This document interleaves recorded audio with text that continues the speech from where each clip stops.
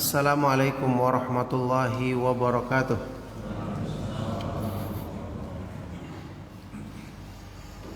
Innal hamdalillah nahmaduhu wa nasta'inuhu wa nastaghfiruh wa na'udzu billahi min shururi anfusina wa min sayyiati a'malina.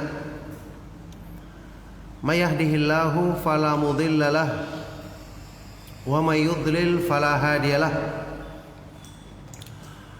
Wa asyhadu an la ilaha illallah wahdahu la syarika lah wa asyhadu anna Muhammadan abduhu wa rasuluh. Ya ayyuhalladzina amanu taqullaha haqqa tuqatih wa la tamutunna illa wa antum muslimun. Ya ayyuhan nasu taqu rabbakumul ladzi khalaqakum min nafsin wahidah wa khalaqa minha zawjaha wa batha minhuma rijalan katsiran wa nisaa'a wattaqullaha alladzi tasaaluna bihi wal arham innallaha kana 'alaikum raqiba.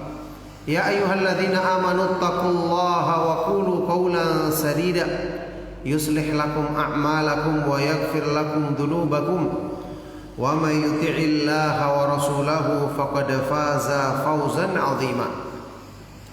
Amma ba'du fa inna asdaqal hadits kitabullah wa khairal huda huda Muhammadin sallallahu alaihi wa alihi wasallam wa syarrul umuri muhdatsatuha wa kullu muhdatsatin bid'ah wa kullu bid'atin dhalalah wa kullu dhalalatin finnar wa ba'du. Alhamdulillah, ma'asyiral ikhwah wal akhwat fid din rahimakumullah. Kita bersyukur kepada Allah Subhanahu wa taala. Kita senantiasa memuji dan menyanjungnya atas semua limpahan nikmat dan karunia-Nya, atas taufiknya bagi kita semua sehingga kita bisa tetap berpegang teguh dengan Islam,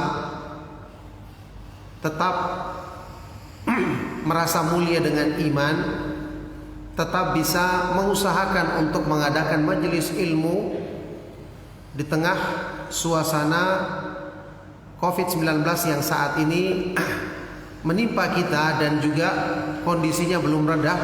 Semoga Allah Subhanahu wa taala segera mengangkat bencana ini bagi kaum muslimin dan menjadikan suasana talabul ilmi yang kita laksanakan seperti dulu bisa kembali seperti semula. Nah, barakallahu fikum.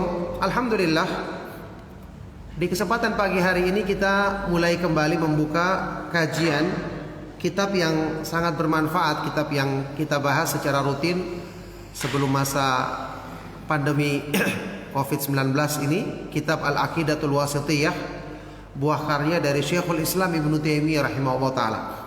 Mudah-mudahan insyaallah sejak hari ini di pekan-pekan berikutnya kita akan bisa mengadakannya secara rutin, tentu saja dengan tetap menjaga protokol kesehatan yang dihimbau oleh pemerintah kita.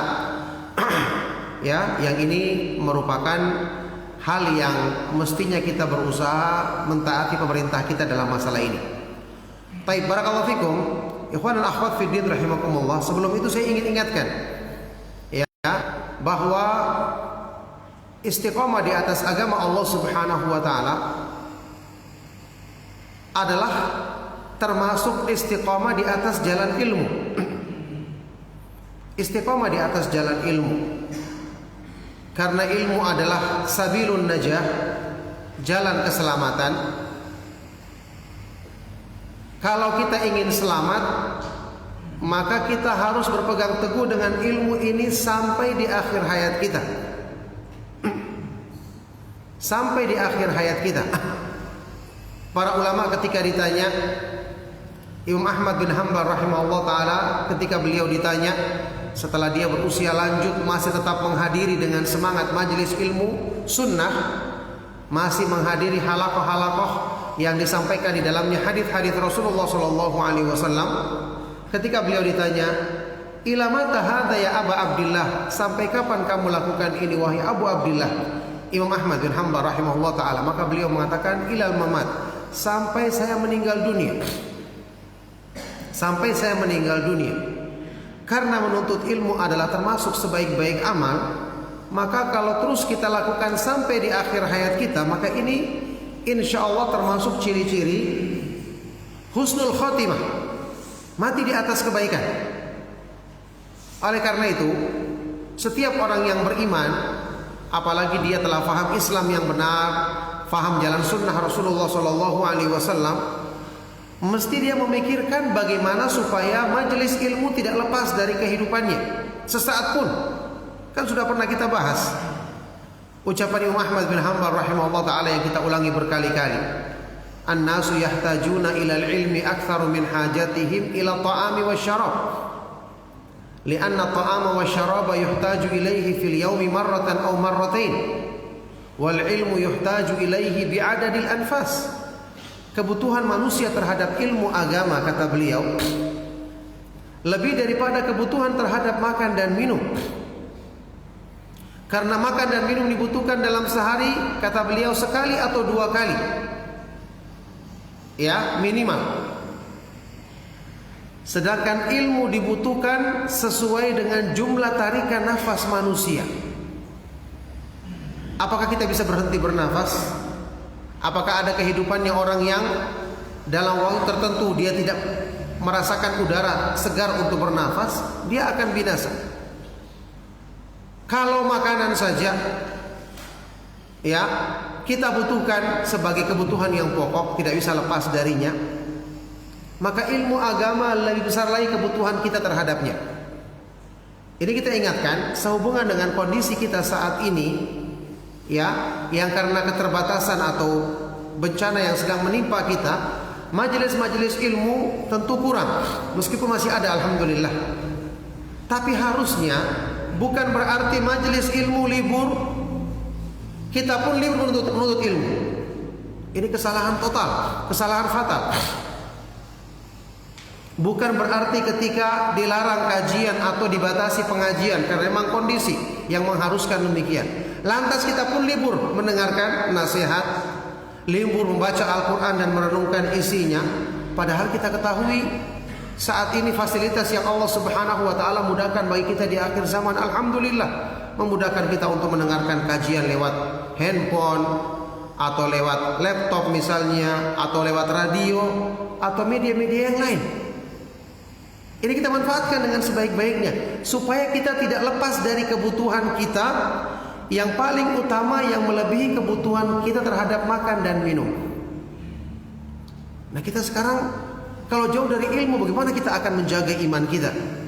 Coba bayangkan antum saja yang bisa merasakan. Banyak yang mengeluh ketika kemarin masa pandemi COVID-19, ketika ada himbauan untuk tidak melaksanakan salat berjamaah di masjid, dan ini himbauan yang benar dari pemerintah kita berdasarkan fatwa para ulama. Untuk sementara waktu tidak melaksanakan salat berjamaah di masjid, dan alhamdulillah sekarang sudah dibuka kembali dengan mempraktekkan protokol kesehatan. Ya, ini banyak yang kemudian mengadukan tentang kondisi iman mereka. Kenapa? Jauh dari salat berjamaah, kemudian juga tidak sering mendengarkan nasihat kajian, jauh dari majelis ilmu, mengakibatkan jelas keimanan pasti akan berkurang. Antum masih ingat sebuah athar yang sahih dari sahabat yang mulia Abdullah bin Mas'ud radhiyallahu taala anhu atau Mu'adz bin Jabal radhiyallahu taala anhu ketika mensifati bagaimana kedatangan Rasulullah sallallahu alaihi wasallam ketika berhijrah ke Madinah dan bagaimana suasana ketika beliau wafat. Beliau mengatakan, "Lamma qadima Rasulullah sallallahu alaihi wasallam al-Madinata adha'a minha kullu syai'." Ketika Rasulullah sallallahu alaihi wasallam datang hijrah ke Madinah, maka semua yang ada di Madinah bercahaya, menjadi terang semua. Karena ilmu yang datang, sunnah yang datang, petunjuk Allah Subhanahu wa taala yang selalu disebarkan setiap saat dengan keberadaan beliau sallallahu alaihi wasallam sebagai sebaik-baik penyeru ke jalan Allah. Walamma tuwfiya Rasulullah sallallahu alaihi wasallam adlama minha kullu syai'. Dan ketika Rasulullah sallallahu alaihi wasallam wafat, meninggal dunia, maka semua yang ada di Madinah menjadi gelap. Ingat, masih ada para sahabat, masih ada Abu Bakar As-Siddiq, Umar ibn Khattab, Uthman ibn Affan, Ali bin Abi Thalib, dan sahabat-sahabat utama lainnya radhiyallahu taala anhum ajma'in. Tapi kata beliau, kami rasakan ketika itu di Madinah semua menjadi gelap.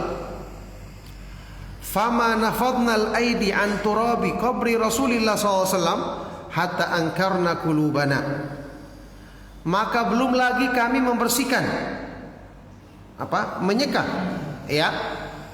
tangan kami dari tanah untuk menguburkan Rasulullah SAW. Ini baru selesai dikuburkan, baru ditimbun tanahnya kuburan beliau sallallahu alaihi wasallam.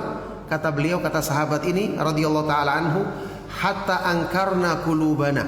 Belum selesai kami membersihkan tangan kami dari tanah menguburkan Rasulullah sallallahu alaihi wasallam, kami sudah merasakan sesuatu ada yang hilang dari hati kami. Kenapa? Wafatnya Rasulullah sallallahu alaihi wasallam berarti pertanda penyebaran sunnah berkurang. Itu pasti.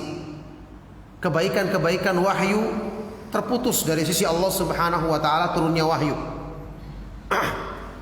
Nah, ini gambaran, ya, meskipun tentu para sahabat radhiyallahu taala anhum ajma'in, orang-orang yang sempurna imannya, merasakan hal ini, dan itu wajar karena kematian Rasulullah SAW, wafatnya beliau adalah musibah terbesar bagi umat Islam. Ya, maka gambaran seperti ini kita pun rasakan ketika kehidupan kita jauh dari nasihat yang bersumber dari Al-Quran dan Sunnah Rasulullah SAW. Pasti ada sesuatu yang hilang dari hati kita kalau iman kita benar. Makanya sebagian dari para ulama Ahlus Sunnah wal Jamaah, contoh seperti Imam Az-Zahabi, ketika beliau menyebutkan beberapa ulama besar penyebar sunnah yang wafat di zaman tertentu, ketika beliau menceritakan di kitab beliau, misalnya dalam kitab Tadhkiratul Huffaz, ada beberapa ulama ahlul hadis yang meninggal di tahun tertentu, beberapa orang sekaligus. Imam Az-Zahabi rahimahullah ta'ala kemudian memberikan komentar, qultu, aku katakan, wa mithlu haula'i tsalatsah idza khalat madinatun anhum faqad bana ala ahliha an-naqsu. Orang-orang yang seperti mereka ini, kalau misalnya di negeri tertentu kehilangan mereka, yakni karena mereka wafat atau mereka misalnya pindah ke negeri lain, kalau satu negeri kehilangan mereka, maka sungguh akan terlihat keburukan atau kekurangan pada penduduk negeri tersebut. Subhanallah. Ya, terjadinya keburukan, kekurangan bukan karena krisis ekonomi misalnya, atau bukan karena barang-barang menjadi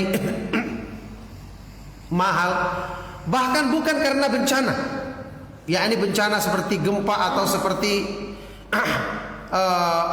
bencana-bencana alam yang lain, tapi karena perginya seorang ulama dari negeri tersebut, yakni berkurangnya penyebaran ilmu sunnah di negeri tersebut. Ini terjadi, menjadi sebab kekurangan, menjadi sebab bencana, menjadi sebab ada hal yang hilang dari hati manusia mesti saat itu. Seperti ini para ulama menggambarkan tentang kedudukan tersebarnya sunnah Rasulullah SAW di kalangan kita. Oleh karena itulah, ikhwan dan akhwat fiddin rahimakumullah, kondisi ini benar-benar kita harus pahami dan sikapi dengan benar sesuai dengan ilmu yang telah kita pelajari. Kita semua alhamdulillah, kita kenal Islam, kita kenal sunnah, kita bisa belajar akidah yang benar, kita bisa belajar prinsip-prinsip dasar Islam. Jangan kita terlena dengan keadaan ini untuk kemudian menganggap, wah sudah, saya sudah belajar, kondisi apapun saya akan bisa hadapi. Ini termasuk tipu daya syaitan. Termasuk tipu daya syaitan. Kalau para ulama saja mengatakan thalabul ilmi hattal mamat, menuntut ilmu sampai meninggal dunia. Sampai salah seorang ulama salaf ditanya, mata yahsunu birrajul an yatlubal ilma, kapankah baiknya seseorang itu, di usia berapa dia menuntut ilmu? Ulama ini menjawab, ma hasunat bihil hayatu atau ma saluhat bihil hayatu, selama dia masih pantas hidup, tidak ada liburnya menuntut ilmu. selama dia masih pantas hidup. Yani dalam urusan makan dan minum, apakah kita pernah libur? Yani kalau selain bulan puasa, mestinya malam juga kita makan. Bernafas, apakah kita pernah libur? Maka menuntut ilmu lebih daripada itu, selama dia masih pantas hidup, selama usianya masih pantas hidup, dia masih pantas menuntut ilmu, dan seharusnya dia menetapi majelis ilmu. Jadi kondisi ini kita jaga dengan sebaik-baiknya. Maksud anak, ya, kalau satu saat terjadi kondisi seperti yang kita alami beberapa waktu ini, sehingga terjadi pembatasan kajian disebabkan karena kondisi yang ini sesuai dengan syariat Islam, tentu saja salat berjamaah, kita tidak lantas menjadikan diri kita terlena dengan keadaan tersebut, tapi harusnya dengan semangat yang sudah kita miliki, kita mencari bagaimana caranya mengisi diri kita dengan ilmu, dengan mendengarkan rekaman-rekaman atau membaca buku-buku yang bermanfaat, dan paling penting adalah membaca Al-Quran dan merenungkan isinya. Alangkah banyaknya ayat Al-Quran yang belum kita renungkan kandungannya. Alangkah banyaknya penyakit di hati kita yang belum kita bereskan dengan pengobatan dari Al-Quran. Kitabun anzalnahu ilaika mubarakun liyadabbaru ayatihi wa liyatadzakkara ulul albab. Kitab Al-Quran yang kami turunkan kepadamu wahai Rasulullah, penuh dengan keberkahan agar manusia merenungkan isinya dan agar mereka bisa, orang-orang yang berakal bisa mengambil pelajaran darinya. Afala yatadabbaruna al-Qur'ana am ala qulubin aqfaluha? Apakah mereka tidak merenungkan kandungan Al-Qur'an, atau memang hati-hati mereka telah tertutupnya hati karena jauh dari merenungkan kandungan Al-Qur'an? Yani banyak sekali yang bisa kita lakukan, hal-hal yang bermanfaat seperti ini untuk menjaga iman kita. Harusnya kita peduli. Iman ini sesuatu yang paling berharga yang kita miliki saat ini. Kita ingin pertahankan sampai menghadap Allah Subhanahu wa taala. Pemahaman akidah yang benar kita ingin pertahankan sampai di akhir hayat kita. Permasalahannya adalah penyimpangan dalam masalah akidah di akhir zaman. Antum semua ketahui dan selalu kita bahas, itu semakin banyak dan semakin parah, bukannya berkurang. Kan sudah kita sebutkan kaidahnya, setiap masa semakin jauh dari masa sunnah, keburukan semakin banyak, penyimpangan semakin bermacam-macam, semakin berbilang jumlahnya, sedangkan kebenaran semakin tertutup, semakin samar. Nah, siapa yang merasa aman hidupnya,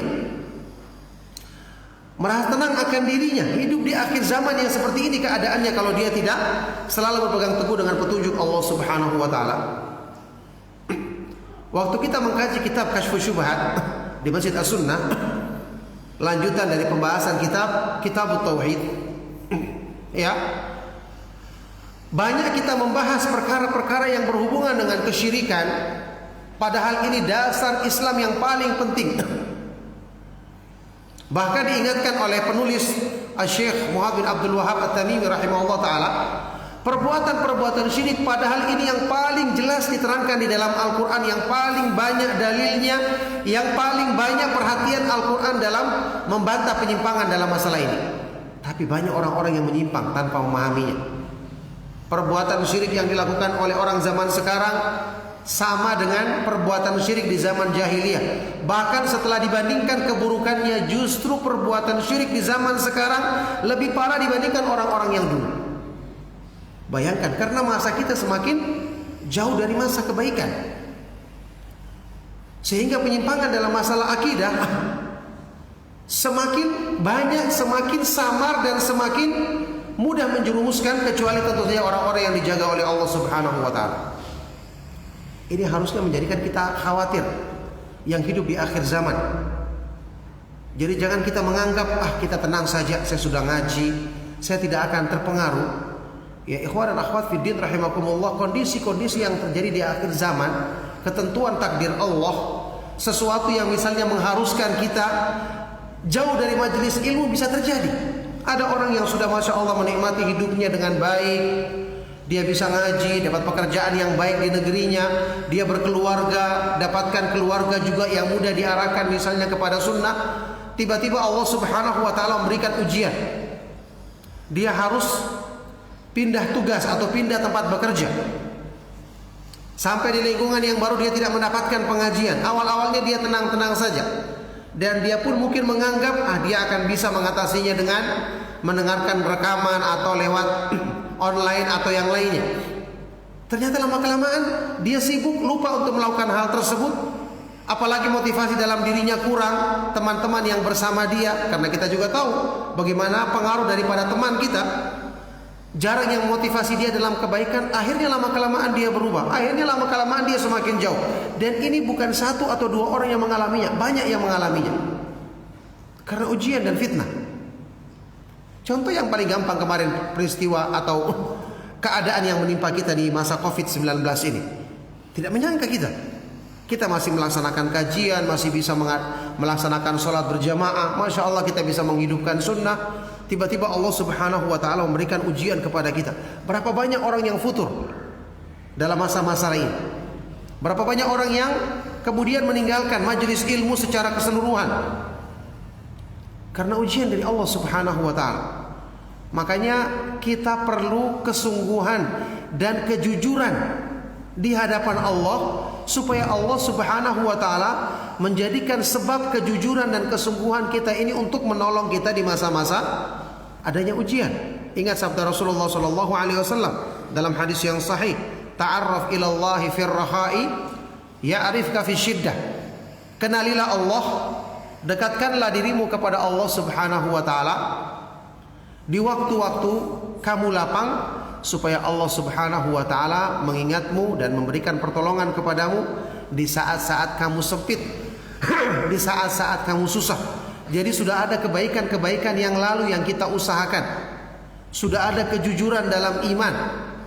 Sudah ada kedekatan kepada Allah Subhanahu wa ta'ala yang kita persiapkan supaya di saat-saat kita butuhkan pertolongan, dan alangkah dan kita tidak akan mungkin lepas dari butuh terhadap pertolongan Allah Subhanahu wa ta'ala, agar di saat-saat ini Allah Subhanahu wa ta'ala mudahkan pertolongan dan penjagaannya kepada kita.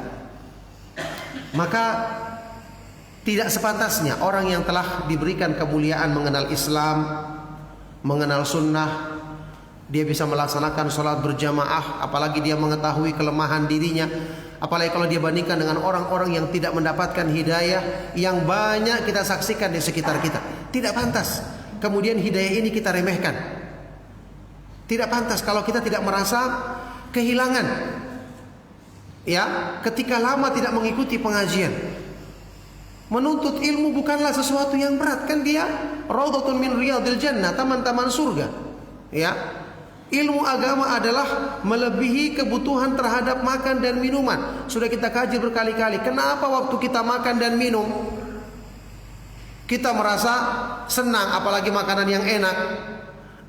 Ya, bahkan saking detailnya kita pahami makanan, ya, kita bisa membedakan rasa satu makanan berbeda dengan yang lain.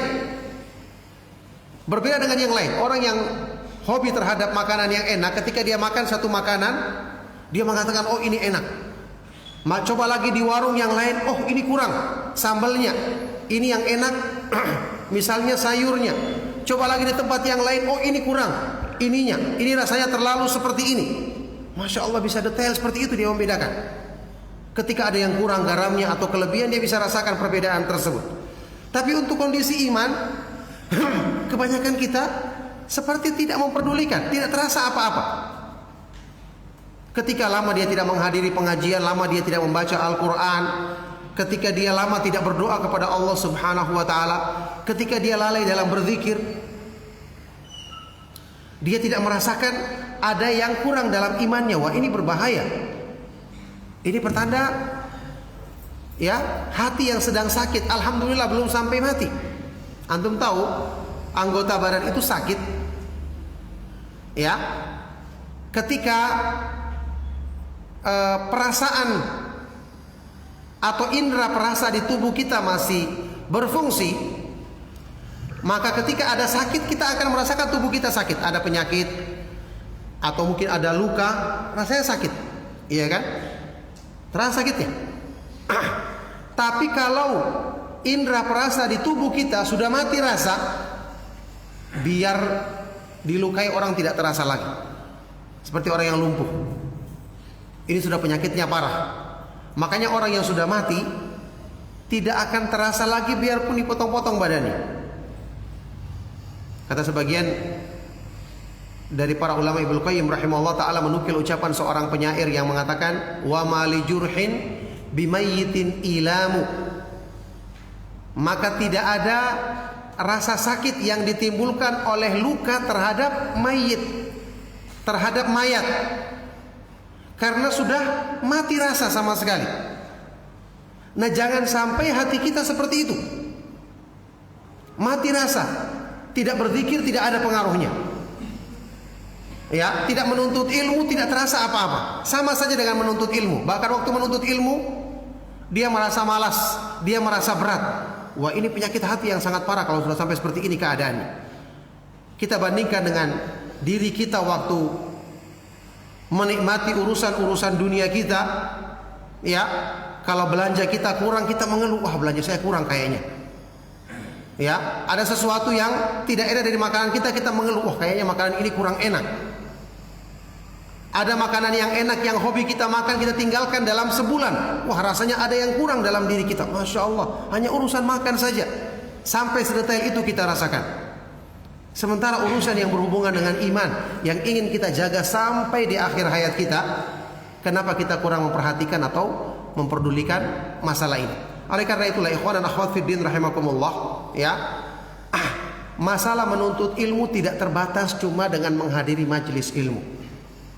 Yang penting bagaimana bisa kita selalu mengisi diri kita dengan sesuatu yang seharusnya memang kita nikmati. Ilmu agama ini adalah sebaik-baik makanan bagi hati manusia. Seharusnya hati kita merasa nikmat waktu kita membaca Al-Quran dan merenungkan isinya. Seharusnya ketika kita mengalami kegundahan, maka Al-Quran, ala bidzikrillahi tatmainnul qulub, ketahuilah dengan mengingat Allah hati manusia menjadi tenang. Tidakkah kita ingin merasakan ketenangan dalam hidup kita? Tapi kebanyakan kita malah mencari keterangan kepada hal-hal yang lain, hal-hal yang tidak bermanfaat, hal-hal yang semakin menjauhkan kita dari Allah Subhanahu wa taala, menjauhkan kita dari berzikir kepada Allah Subhanahu wa taala. Maka ini semua adalah kenyataan yang menunjukkan kepada kita bahwa kebanyakan kita sudah mempelajari ilmu, tapi ilmu belum besar pengaruhnya untuk menghidupkan, apalagi menyembuhkan penyakit hati kita. Ya, makanya ini yang menjadikan kita harus selalu berusaha untuk belajar, mengoreksi diri. Ingat, istiqamah di atas ilmu ini merupakan tanda istiqamah di atas agama Allah Subhanahu wa taala.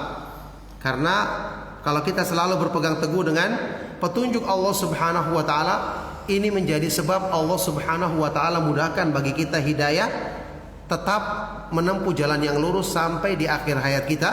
Allah Subhanahu wa taala berfirman dalam surat Ali Imran, wa may ya'tasim billahi faqad hudiya ila siratim mustaqim. Barang siapa yang selalu berpegang teguh dengan agama Allah Subhanahu wa taala, maka dialah yang akan selalu terbimbing untuk menempuh jalan Allah Subhanahu wa taala yang lurus. Jadi ikhwan dan akhwat fiddin rahimakumullah, di kesempatan kali ini saya tidak membaca lanjutan dari kajian kita karena saya pikir ini adalah pertemuan pertama, ya, supaya mudah-mudahan Allah Subhanahu wa taala memudahkan bagi kita untuk menjadikan di pekan-pekan selanjutnya kita kembali membahas kitab Al-Aqidatul Wasithiyah tentang prinsip-prinsip dasar Islam menurut pemahaman akidah Ahlus Sunnah wal Jamaah. Pembahasan yang sangat bermanfaat ini, yang semoga Allah Subhanahu wa taala mudahkan ini menjadi sebab untuk perbaikan diri kita lahir dan batin, untuk menjadi sebab kita senantiasa berpegang teguh dengan pemahaman yang benar dalam memahami Al-Quran dan Sunnah Rasulullah Sallallahu Alaihi Wasallam berdasarkan pemahaman para sahabat radhiyallahu taala anhum ajma'in. Inilah nasihat yang ingin saya sampaikan di kesempatan pagi hari ini. Semoga bermanfaat. kita lanjutkan kalau ada pertanyaan yang antum ingin sampaikan. Mudah-mudahan apa yang saya sampaikan bermanfaat. Mohon maaf atas segala yang salah dan kurang. Sallallahu wasallam mubarak ala nabiyina Muhammad wa ala alihi wa sahbihi wa man tabi'ahum bi ihsanin ila yaumiddin walhamdulillahi rabbil alamin. Silakan kalau ada pertanyaan.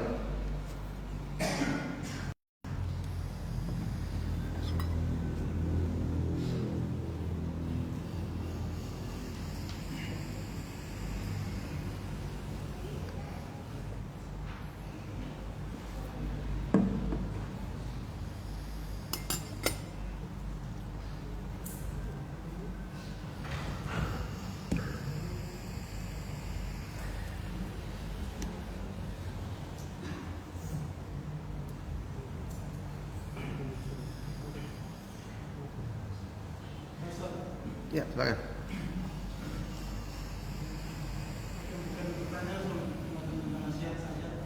Alhamdulillah untuk sekarang ini beberapa kajian ilmu dibuka kembali dan kami alhamdulillah bisa kembali seperti sebelumnya wabah sebelumnya. Yang mungkin kami diberi nasihat di saat bersamaan banyak kajian ilmu yang dibuka. Bagaimana cara kami untuk memilih kajian-kajian saat ada kajian yang dilaksanakan di tempat yang berbeda di waktu yang sama, karena tidak mungkin kami menghadiri satu waktu kajian di tempat yang berbeda. Nasihat kami bagaimana cara memilih di mana kajian seperti apa yang harus kami lakukan. Terima kasih. Iya, barakallahu fikum, pertanyaan bermanfaat sekali.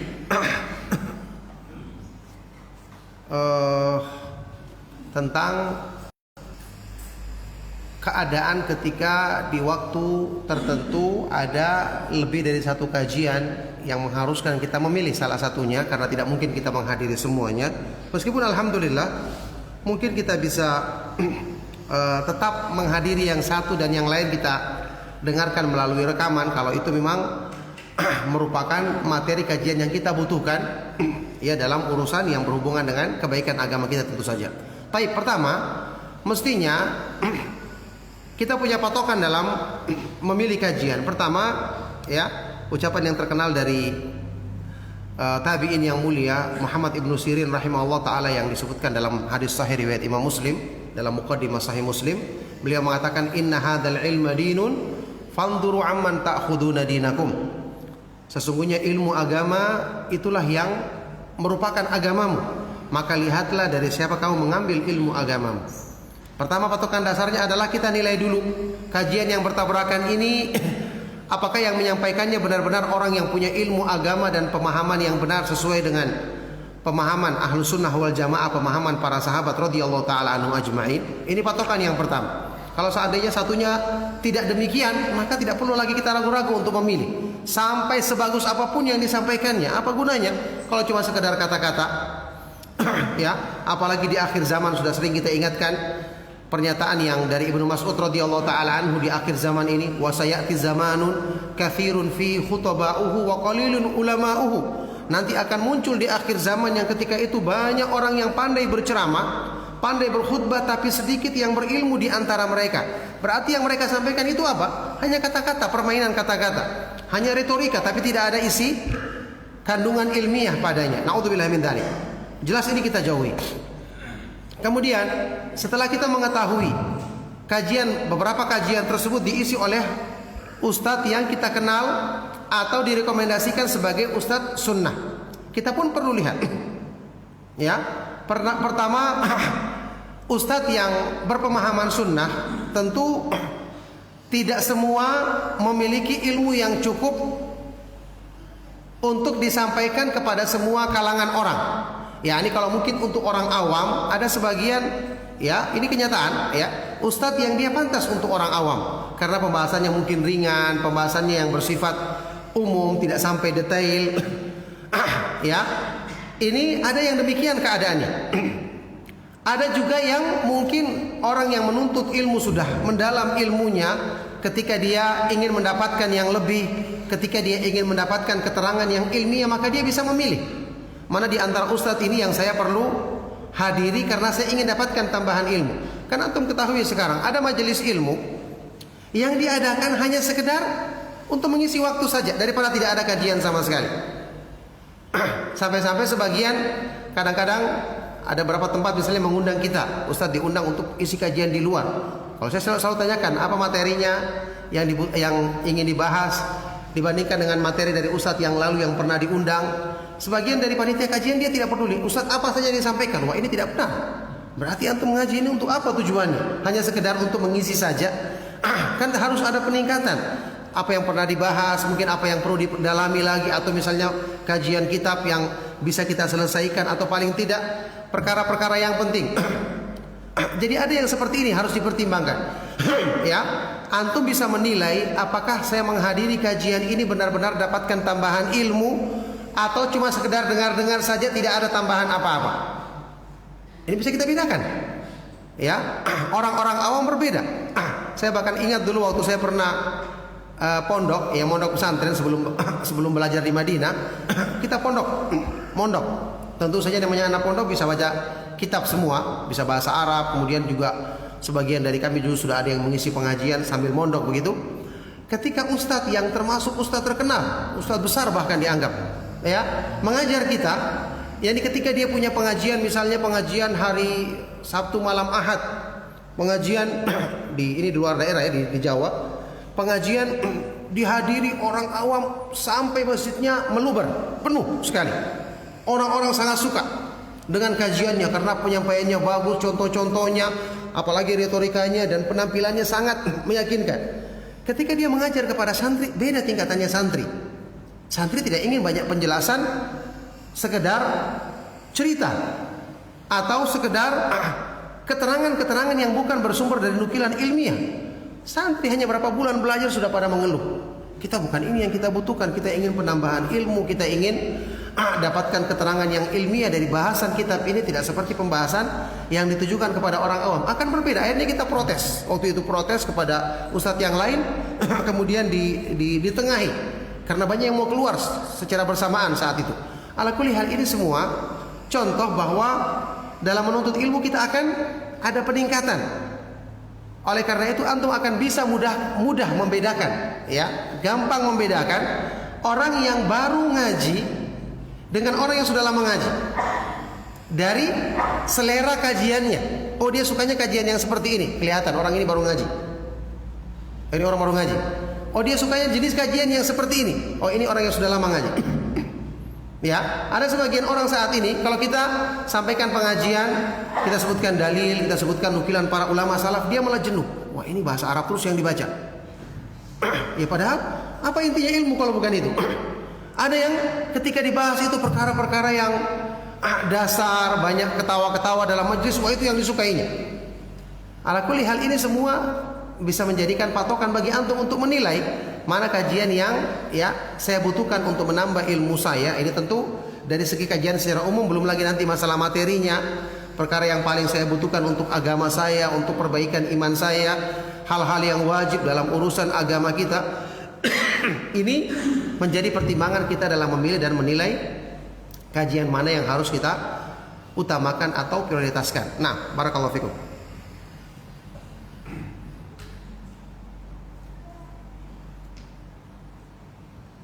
Ada yang lain, silakan. Silakan. Yang ingin saya tanyakan, Ustaz, kita diperintahkan untuk mencintai para keluarga Rasulullah SAW. Yang ingin saya tanyakan perbedaan antara, kan di Indonesia Ustaz banyak semacam habaib yang kita kenal, mereka yang kita harus dengar ucapannya atau kita dengar ayat-ayat yang mereka sampaikan. Sebenarnya apa perbedaan antara habaib yang ada di negeri kita atau yang di luar sana, contohnya di Madinah? Apakah mereka berbeda? Karena kalau kita lihat dari sisi kekeluargaan ada begitu. Perbedaan dasarnya apa itu? Ya. Habaib itu jamak dari habib, artinya orang yang dicintai. entah istilah ini dari mana yang kemudian dipakai untuk menyebut orang yang dianggap atau mengaku sebagai keturunan Nabi Muhammad SAW. Ya, kalau mungkin perbedaannya ada yang bisa dibedakan, ada yang tidak, karena ada yang memang mukanya keturunan Arab betulan penampilannya. Jadi ada Arab yang benar-benar Arab, ada juga yang Arab maklum. Ya, ya ini Arabnya dari jauh maupun dari dekat tidak kelihatan. Ya, jadi Arab maklum jadi orangnya. Seperti itu keadaannya. Cuman sekarang pertama kaidah dasarnya, garis keturunan tidak akan bermanfaat kalau tidak didukung dengan amal. Itu jelas ditegaskan dalam hadis sahih riwayat Imam Muslim. Rasulullah sallallahu alaihi wasallam bersabda, "Man batta'a bihi amaluhu lam yusri' bihi nasabuhu." Barang siapa yang amalnya tertunda atau amalnya tidak benar, maka garis keturunannya tidak akan bisa menolong dia. Barang siapa yang amalnya tidak baik, maka garis keturunannya, nasabnya tidak akan bisa menolong dia. Nah ini jelas. Jangankan keturunan Rasulullah SAW, anaknya Nabi Nuh alaihissalam dan istrinya, apakah bermanfaat? Mereka sebagai keluarga terdekat dari Nabi yang mulia Nabi Nuh alaihissalam tidak bermanfaat. Demikian pula istrinya Nabi Lut alaihissalam. Ya, jadi itu kaidahnya. Sekarang pengakuan seperti ini bisa benar bisa tidak. Tapi yang paling penting kita lihat adalah bagaimana amalnya. Apakah dia mengikuti Nabi Muhammad SAW dalam pemahaman, dalam pengamalan, dalam akidah yang benar, dalam tauhid, dalam menjauhi perbuatan syirik. Kemudian masalah pengakuan ini banyak dikritik oleh sebagian dari para ulama karena ya tentu saja keturunan yang ada saat ini yang benar-benar keturunan dari Nabi SAW, dari sahabat Al Hasan radhiyallahu taala anhu, yang disebut-sebut dalam sebagian riwayat itu beliau punya keturunan banyak. Ini untuk kita menelusurinya akan sulit. Ya, masanya sangat jauh, apalagi banyak pengakuan yang kita tidak mengetahui apakah benar atau tidak bahwa ini benar-benar dari keturunan Nabi Shallallahu Alaihi Wasallam. Yang jelas, ya, kalau seandainya itu benar, maka kita katakan ini adalah garis keturunan yang sangat baik, yang seharusnya mereka mengambil manfaat dari garis keturunan tersebut. Ya, tapi kalaupun tidak, maka tentu sudah kita bahas tadi, nasab tidak akan menolong kalau tidak ditolong dengan amal perbuatan yang sesuai dengan sunnah Rasulullah Shallallahu Alaihi Wasallam. Yang jelas kita lihat saja, kalau benar-benar dia mengamalkan, dia mempraktekkan sesuai dengan sunnah, maka ini orang yang masya Allah, ya, dia dapatkan kemuliaan mengamalkan sunnah dan kemuliaan dari garis keturunan Rasulullah Shallallahu Alaihi Wasallam yang tentu saja kita harus muliakan, ya. Tapi kalau tidak demikian keadaannya, maka kita cuma bisa mendoakan kepada Allah Subhanahu Wa Taala, semoga dia mendapatkan hidayah untuk kembali kepada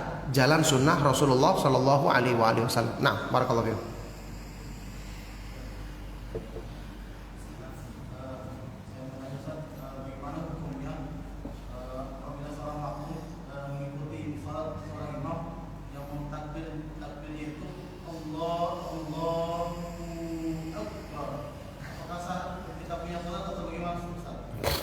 Ya, barakallahu fikum. Pertanyaan yang baik sekali. Kalau sampai merubah lafaz atau merubah arti, itu bisa membatalkan sholat tentu saja. Ya, karena takbir itu adalah pembuka sholat. Pembuka sholat. Ya, sebagian dari para ulama mengatakan orang yang melakukannya saja tidak dengan kondisi yang sempurna, bisa tidak terikat sholatnya, berarti belum masuk dalam sholat dia. Sementara mengucapkan takbir ini kan termasuk yang membuka sholat kita untuk kita masuk dalam sholat. Ya, karena sholat itu miftahu takbir, ya. Pembukanya adalah takbir, mengucapkan Allahu Akbar di awal. Maka dilihat nanti kalau sampai berubah artinya. Contoh yang dicontohkan oleh para ulama jelas, misalnya waktu mengucapkan Allahu Akbar, misalnya A-nya terlalu panjang, Allahu Akbar. Karena ini menjadi pertanyaan, apakah Allah Maha Besar? Karena di awalnya pakai hamzah, itu artinya hamzah istifham. Seperti dalam Al-Quran, Allahu khairun Apakah Allah lebih baik dari apa yang mereka sembah selain Allah Subhanahu wa taala? Ya. Ini contoh kalau dipanjangkan atau dipanjangkan baknya Allahu Akbar. Ini juga parah, lebih parah lagi keadaannya. Karena akbar ini jamak dari kabrun. Dalam bahasa Arab dia artinya kayak rebana begitu. Jadi Allah adalah rebana, begitu artinya. Jelas fatal karena salah penyebutan. Maka yang seperti tadi, kalau mungkin dia tidak sengaja mengucapkan, mungkin karena batuk atau karena nafas atau yang lainnya, ya harusnya diganti imamnya, bukan dia. Suruh perbaikan nafasnya supaya bisa menjadi imam berikutnya. Gitu ya. Kalau seandainya itu pun mungkin cuma sekali-sekali dia melaksanakan demikian, mungkin masih bisa dimaklumi. Tapi kalau terus-menerus dia melakukan seperti itu, ya apa juga tujuannya, apalagi kalau sampai merubah maknanya, ini dikhawatirkan. Karena ini merupakan rukun, bahkan pembuka daripada sholat kita, yang kalau sampai merubah makna dari takbir tersebut menjadikan sholatnya jelas diragukan kesahannya. Ya, nah, barakallahu fikum.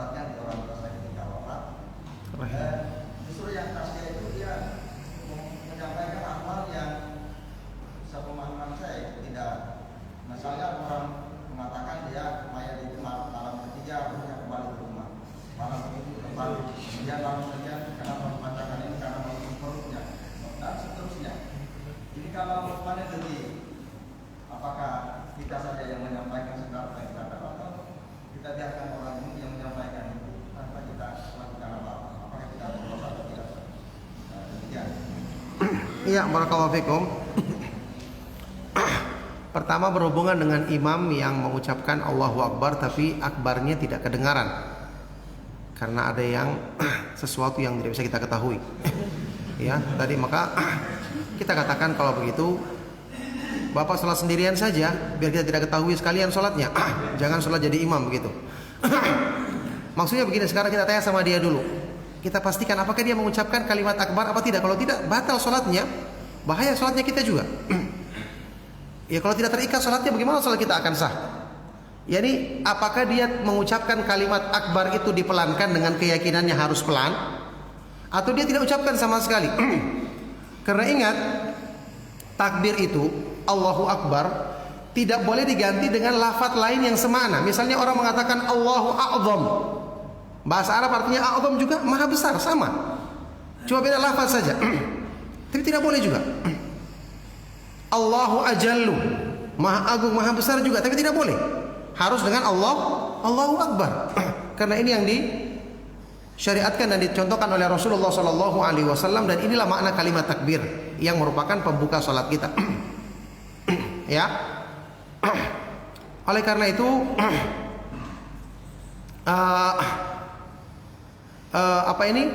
kita harus pastikan ke orang tersebut apakah dia mengucapkan kalimat akbar atau tidak. Kalau dia tidak menyebutkannya, ya tidak boleh kita sholat di belakang orang yang seperti ini keadaannya, karena sholat kita tidak terikat. Itu yang pertama. Baik, yang kedua, yang berhubungan dengan sholat jenazah tadi. Ketika orang setelah membaca Al-Fatihah kemudian dia membaca Subhanallah Alhamdulillah, seperti waktu mau sholat id ya. Sebenarnya kan sholat id dia bacaannya itu tidak tertentu itu saja, karena karena riwayatnya Ibnu Mas'ud mengatakan baina takbiratain, di antara dua takbir itu hamdulillahi wa thana'un alaih, di antara dua takbir itu ada memuji Allah dan menyanjungnya. Di antaranya adalah boleh kita membaca Subhanallah Alhamdulillah wa la ilaha illallah Allahu Akbar. Kita boleh lagi sebutkan pujian dalam bentuk yang lain, yang jelas tidak ada lafaz tertentu, karena lafaz yang disebutkan dalam riwayat adalah seperti itu. Itu untuk salat id, ya. Adapun salat jenazah kan diajarkan oleh Rasulullah SAW dalam hadis yang sahih, ya kan. Setelah di rakaat pertama, ya, kita membaca surat Al-Fatihah. Di rakaat kedua kita membaca apa? Salawat atas Rasulullah SAW dengan salawat yang kita baca seperti di salat kita.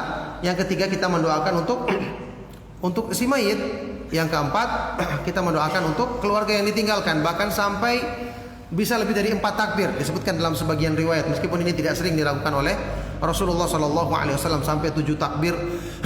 Terus membaca doa-doa yang seperti dicontohkan di dalam sunnah Rasulullah SAW.